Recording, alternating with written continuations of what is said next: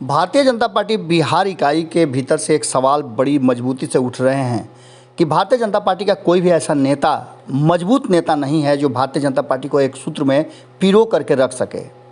कहा जा रहा है कि सुशील मोदी के बिहार से बाहर जाने के बाद से पार्टी में कई तरह की बातें सामने आ रही हैं। हालांकि सुशील मोदी के समय भी कई गुट थे, लेकिन सुशील मोदी उसको संभालने और संयमित रखने में कामयाब रहते थे। लेकिन वर्तमान परिस्थिति में भारतीय जनता पार्टी अपने फैसले पर अडिग होने के बाद, फैसले में लीड लेने के बाद भी संतुष्ट नहीं हो पा रही है और कहीं ना कहीं उम्मीदवारी चयन जो एमएलसी सीट को लेकर के है उसमें भारी बवाल मचा हुआ है।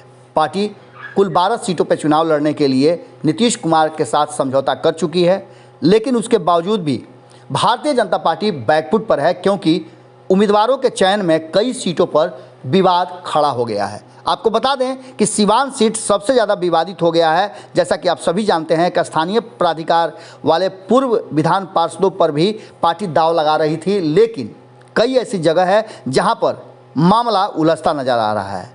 दरभंगा सीट पर सुनील चौधरी का टिकट तय माना जा रहा है। वहीं आपको बता दें कि औरंगाबाद और सीवान में पेंच फंसा हुआ है।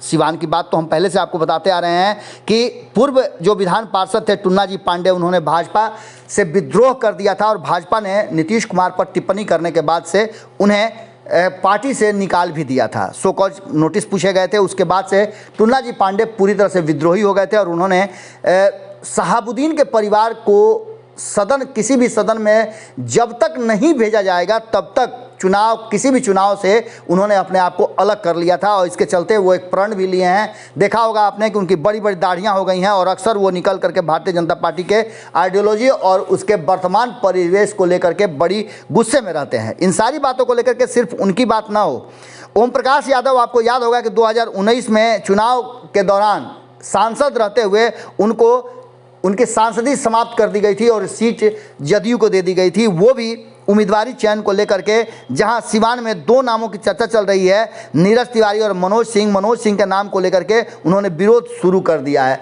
संभावना ज़्यादा व्यक्त की जा रही थी कि मनोज सिंह ही चुनाव लड़ेंगे, लेकिन इसके बावजूद ज़बरदस्त विरोध का सामना करना पड़ रहा है।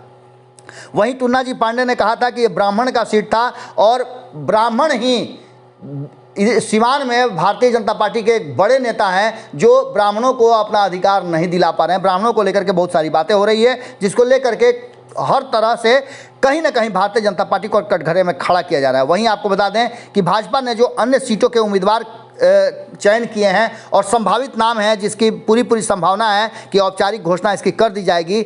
जो हमारे पास सूत्रों के हिसाब से जानकारी मिली है उसमें बेगूसराय से रजनीश कुमार, रोहतास और कैमूर से संतोष कुमार सिंह को मैदान में उतारने का निश्चय किया गया। वहीं दरभंगा से सुनील चौधरी और पूर्वी चंपारण से राजेश कुमार उर्फ बबलू गुप्ता का नाम सामने आ रहा है। समस्तीपुर की बात करें तो तरुण कुमार, किशनगंज से डॉक्टर दिलीप जायसवाल जो पहले से ही बरकरार थे, कटिहार से अशोक अग्रवाल, सहरसा से नूतन सिंह जो कि पहले से ही थी, और गोपालगंज आदित्य नारायण पांडे को टिकट देने पर सहमति बन गई है। लेकिन 2 औरंगाबाद और सीवान सीट को लेकर के भारतीय जनता पार्टी में भारी बवाल मचा हुआ है और ये कहीं ना कहीं नीतीश कुमार की रणनीति इतनी कारगर साबित हुई है कि उन्होंने इस पूरे मामले पर चुप्पी साधते हुए भारतीय जनता पार्टी को कहीं ना कहीं कटघरे में खड़ा कर लिया। 2019 में भी नीतीश कुमार ने जो अपना विचार रख दिया था 50-50 का, उसको लेकर के 5-5 सांसदों का टिकट काटना पड़ा था, उसमें भी बवाल हुआ था और एक बार फिर वो बवाल अब तक जारी है। और कहीं ना कहीं भारतीय जनता पार्टी इन नामों के फैसला करने में कहीं ना कहीं असहज महसूस कर रही है और बवाल पार्टी के अंदर बढ़ा हुआ है। अब देखना होगा कि कैसे इन पुराने नेताओं को समझा पाती है और कैसे सब कुछ ठीक ठाक कर पाती है। हालांकि भारतीय जनता पार्टी के लिए बड़ा मुश्किल लग रहा है, क्योंकि बार बार कहा जा रहा है कि भारतीय जनता पार्टी बिहार इकाई पूरी तरह से सक्षम नहीं है और ये सवाल संजय जायसवाल जो कि पार्टी के अध्यक्ष हैं प्रदेश के, उन पर खड़े हो रहे हैं। अब देखना होगा कि भारतीय जनता पार्टी कैसे इससे निपटती है, लेकिन तत्काल बवाल तो जारी है। जुड़े रहिएगा भारत लाइव के साथ, खबरें अभी और भी हैं। अगर ये वीडियो पसंद आई और वह बिहार के राजनीति और बिहारियत से सरोकार रखेनी तो सब्सक्राइब बटन दबा के चैनल के सब्सक्राइब कर ली। ओजे एगो घंटी बा, ओकरा बटन दबा देला से कुल सटीक और मारक खबर रुआ मुफ्त में मिल जाई। अगर रुआ पत्रकारिता के हमनी के नया प्रयोग में सहयोग कर चाहतानी तो ज्वाइन बटन दबा दी।